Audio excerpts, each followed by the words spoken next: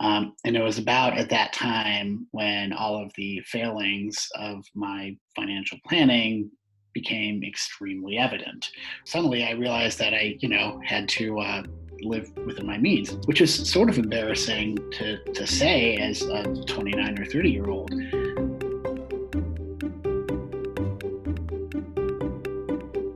Welcome to the Personal Finance for PhDs podcast, a higher education in personal finance. I'm your host, Dr. Emily Roberts. This is Season 6, Episode 4, and today my guest is Dr. Ian Gutierrez, a PhD in clinical psychology and former union leader at the University of Connecticut. While in graduate school, Ian served on the bargaining committee for the newly formed graduate student union and viewed a higher income as the solution to his personal finance challenges. During his internship year, despite earning about what he had as a graduate student, Ian challenged himself to live within his means and pay down his previously accumulated debt, and in the process reformed his financial attitudes and practices. At the end of the episode, Ian and I discuss the importance of both advocating for economic justice and, to the extent possible, having good personal finance practices. Without further ado, here's my interview with Dr. Ian Gutierrez. I have joining me on the podcast today, Dr. Ian Gutierrez, and Ian and I first connected actually when I was looking for guests for my Healthy, Wealthy, and Wise episode that came out Season 5, Episode 2. That was the one that was a compilation episode with a lot of people and had a couple guests talking about unions. And so Ian and I connected and we had such a great conversation that I was like, can we just have a whole episode, just your own interview instead of, trying to cram all you have to say into just this little tiny spot. So that's how this episode came about. So Ian, will you please introduce yourself a little bit further to the audience? Sure. Well, first of all, thank you for having me on the podcast. This is very exciting for me. So my name is Ian Gutierrez.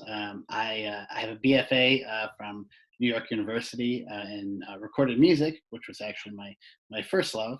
And then I got my master's degree in psychology from the New School prior to becoming a doctoral student at the University of Connecticut, where I was enrolled from 2012 to 2018 when I defended my dissertation. So I now hold a PhD in clinical psychology from UConn. Shortly following the completion of my clinical training at the Veterans Affairs Medical Center in Cleveland, Ohio, I was very briefly a postdoctoral fellow at the Uniformed Services University of the Health Sciences in Bethesda, Maryland. And I am currently a research psychologist with TechWorks LLC in the Washington, D.C. area, where I conduct psychological research on mental health and resilience in support of our nation's service members. Sounds like a fascinating career path, something that would be great to explore at another time, but we're actually going to go back to your graduate school days at UConn. And of course, you were involved at that time with the union. So can you talk a little bit about what the climate was at UConn at that time and why you got involved with the union movement? Sure, absolutely. I would actually say, first and foremost, that it was one of the best parts of my graduate school experience was being involved with the graduate student unionizing effort. I often tell people that the experience that I had negotiating our first contract after we unionized was one of the best classes I ever took in graduate school. So I first got involved with the unionizing effort in 2013. I was serving on our university's graduate student government. And at the time, the university was moving or attempting to move graduate students over from a state-based employee health insurance plan into a student health insurance plan. Some people call it a SHIP. And bottom line was that we were getting worse health coverage for a higher price.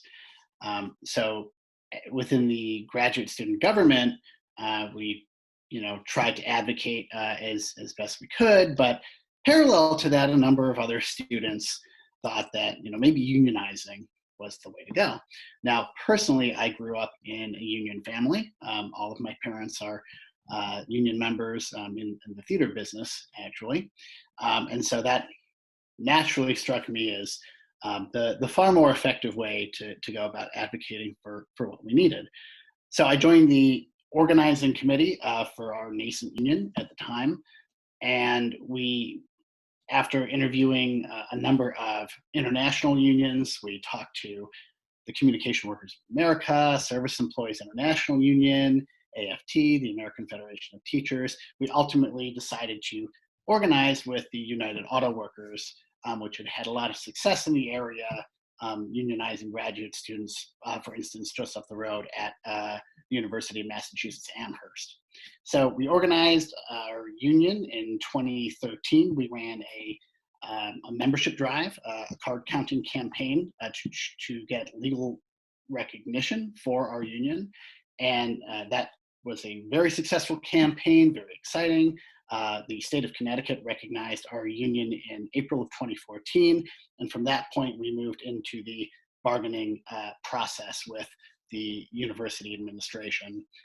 So at that point, I ran to be one of the 6 members of the bargaining committee. And then over the course of the following year, from starting about August of 2014 up until June of 2015, we met with the university administration, I don't remember exactly, a dozen times, maybe more, as we negotiated our first contract. And so we were fortunate enough to successfully negotiate our first contract with the union in 2015. Thank you so much for giving that context. I'm wondering, when you went in to negotiate that first contract, was it mainly the health insurance issue that you all were focusing on, or were there some other issues that also came into play?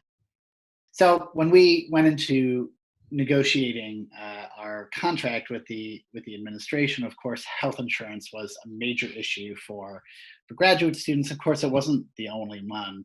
I think actually the university was quite surprised by the litany of issues that we brought up, and the many things that we wanted to negotiate over.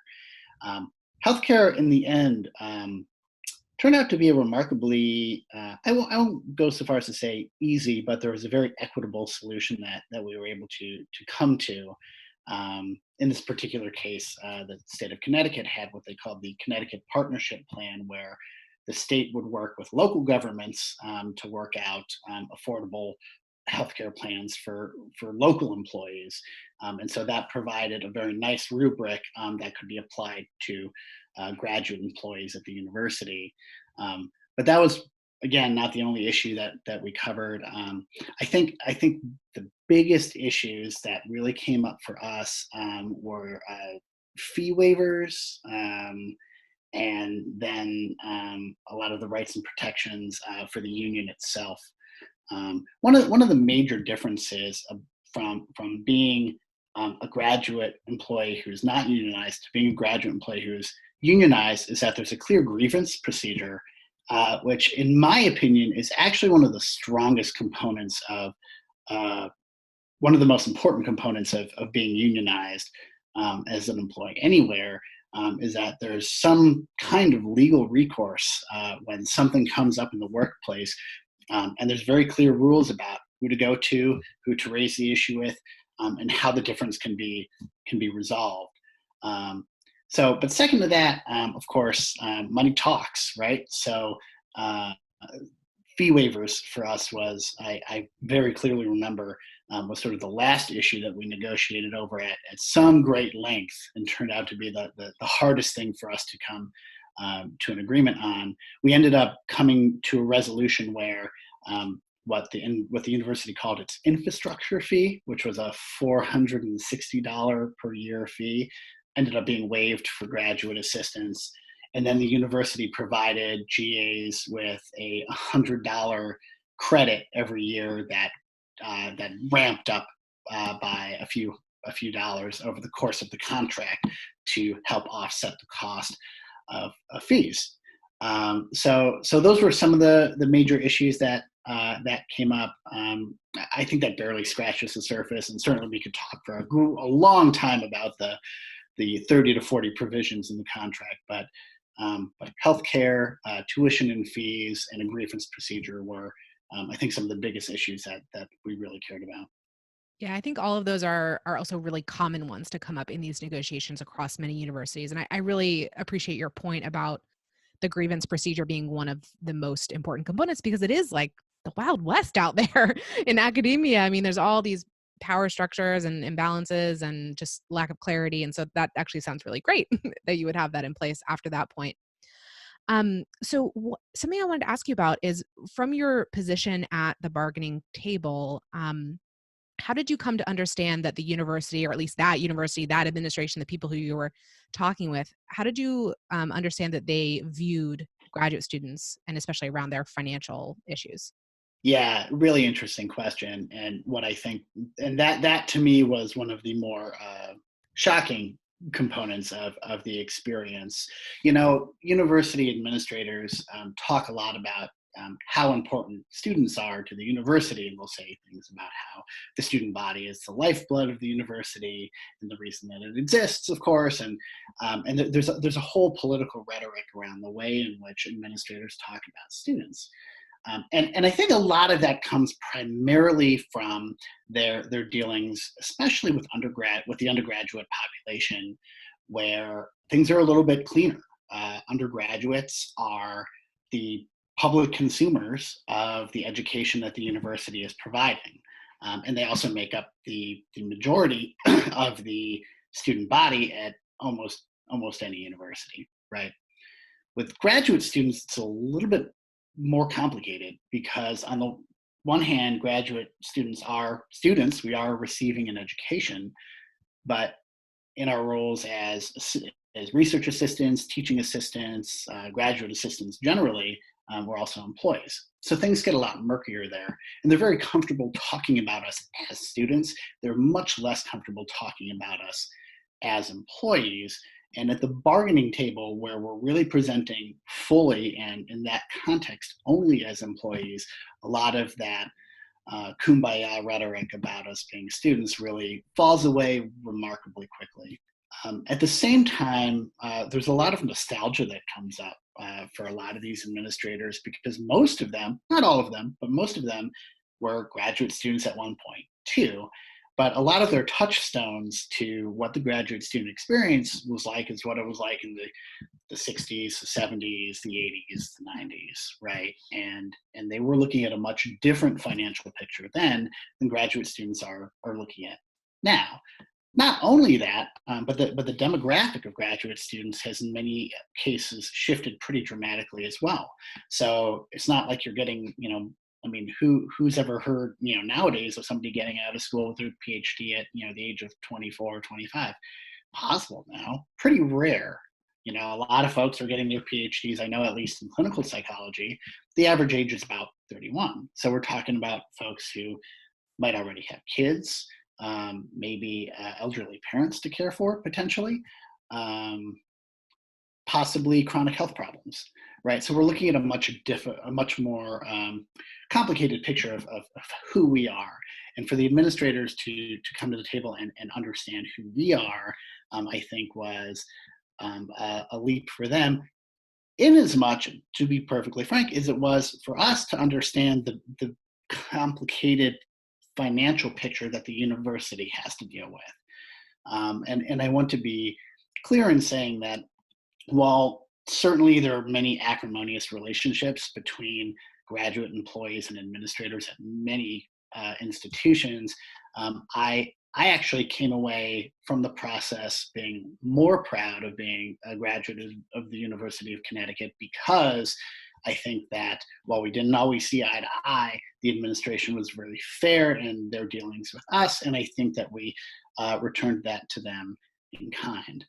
So it was certainly a learning experience for us, and I like to think it was a learning experience for them as well. So fascinating. Thank you so much for adding that. And I am glad to hear that it wasn't totally an adversarial relationship there at the table. I actually thought you might have been going in a little bit of a different direction when you mentioned the shifting demographics of current graduate students versus maybe some decades ago. Because I'm thinking about more like first generation students getting to graduate school and earning their PhDs. Also people who don't necessarily come from families that can provide them financial support in the case of an emergency or just on an ongoing basis. I don't know the stats on this, but I would assume that's more common now than it was some decades ago as, we've diversified who's earning a PhD, which is a great thing, but it certainly comes with different sets of issues and problems than maybe, people who got their PhDs some decades ago were facing. So just to jump in on that point, I think it's also really important, and one of the other really key components of what makes me proud to have been a part of that union too, was the union's strong focus on diversity and representation. I understand full well that as a white man at a receiving a PhD at a university, that I come to the table with a lot of privilege and a voice that some other people might not have. But one of the things that really struck me in seeing the way that our union organized is that the people who, in my personal view, really made it happen were the student employees of color and the women who were in our organizing campaign. And it was really actually two women in particular who really made our union possible. And in many ways, to the extent that I was a part of it, I think I sort of rode on their coattails. And when we were negotiating at the table, equal protection policies for our students who might have green cards, our students of color, making sure that there was bathroom access for the trans community at the university. All of these things were a very large component of what our union was about, and I'm very proud of that. Hey, social distancers, Emily here. I hope you're doing okay. It took a few weeks, but I think I have my bearings about me in my new normal. There is a lot of uncertainty and fear right now about our public and personal health and our economy. I would like to help you feel more secure in your personal finances and plan and prepare for whatever financial future may come. You can schedule a free 15-minute call with me at pfforphds.com/coaching to determine if financial coaching with me is right for you at this time. I hope you will reach out, if only to speak with someone new for a few minutes. Take care. Now back to our interview. Okay, so you're in graduate school, you're at the bargaining table, you're working for better benefits, better processes, higher stipends, lower, fee waivers, and so forth. That's one aspect of personal finance, right? What income's coming in, what your benefits are, and so forth. What was going on with you? Like, how were you handling the money that you actually received at that time? Oh man, so this is I would say that despite my heavy involvement in the union, I would mostly describe my practice of personal finance, excuse me, in graduate school as primarily relying on some degree of magical thinking. I didn't really have a theory of the case regarding my personal finances really in any sense. I mean, I had a big picture sense that, more money good, less money bad. But I never had any kind of robust plan on how I was going to move away from debt and towards wealth. I think the implicit thought process that I had was, well, I'm a graduate student and I'm poor and I'm in debt now, and somehow it'll all kind of come out in the wash after I get my degree and get a real job. I think that's super common, right? That sentiment is everywhere in graduate training. And for me, even thinking about personal finance as like a component of my life was, I engaged in a lot of avoidance around my own money management. And I think, as I have read into, more financial guidance, I mean, your Dave Ramsey's or Susie Orman's or, whoever, that, where do they start? They always start with, in a budget, you want to first, take a look at how much money you think you have coming in every month. Well, personally, speaking personally about my family background, my family worked in theater. And even though you might be a part of a union, how much money you're making next, in a month, you don't know how much money you're necessarily making in the next week or 2 weeks. You don't know when your paycheck is coming. And when it comes, you don't necessarily have the best idea of how large it's going to be. So, I never really had a, financial budget education, from my family background. But then, sort of even more strikingly, I never had it in high school. I never had it in college. I never had it in graduate school. I just never had it. Which, for being a pretty well educated person, still kind of leaves me floored. I mean, talking about, money, it was almost like talking about sex. It was like everywhere and like defining the culture, but like, you couldn't actually, get a grasp on like what was going on, you know? Um, That's a great so, analogy. really, I mean, really striking. I think it really is because money is so personal. And it's such a component of who we are, that we all have a lot of feelings, good, bad, otherwise, around what it says about who we are and our understanding of what our life is and where our lives are going. So long story short, I just really engaged in a lot of avoidance around it, and I also think that part of the way that my own income from graduate school was structured led me into some poor practices as well. So, for one example, I received half of my income from a GA stipend that I received every 2 weeks, like a paycheck. But then the other part of my income I received from a fellowship check, which came in these two big checks every year. So what it sort of led me to believe was that, well, as an adult, like twice a year, you're just going to receive this huge windfall. So I could just spend up a lot of money on a credit card, and well, no big deal because I'm going to get this big windfall, every August and every January. Come to find out, at the end of this Golden Brick Road, that's actually not what happens in the course of typical adult living. So suddenly after graduate school, I have this student debt, and the cavalry is not charging over the hill anymore. That's so interesting. I haven't interviewed anyone before who's spoken about like the pay frequency, which I mean, what you described is maybe a little bit unusual, but there's plenty of people who deal with, a couple times per year, big checks coming in, or maybe just a pay frequency that they were unfamiliar with, like monthly instead of biweekly, or just any kind of shift. It's interesting just to hear how that like impacted actually the way that you handled your money. Of course, there are many budgeting techniques to deal with this, and that's a conversation with me for another time. But I'm really curious now to hear about what actually caused you to change these attitudes and this behavior. Was it getting out of graduate school and realizing that you had a steady paycheck and it wasn't ever going to be, these windfalls, or what was your motivation to start exploring this subject area? Well, the one thing that I did decide, and this is a little bit particular to the way that graduate education is structured in clinical psychology, is that if you're pursuing a doctorate in clinical or counseling or school psychology, you have to complete a year-long internship. Most people move for this year-long internship, and the internship pays a stipend that is roughly similar to what you would get paid as a graduate assistant. From depending on locale, it's anywhere from 20 to 30 grand a year.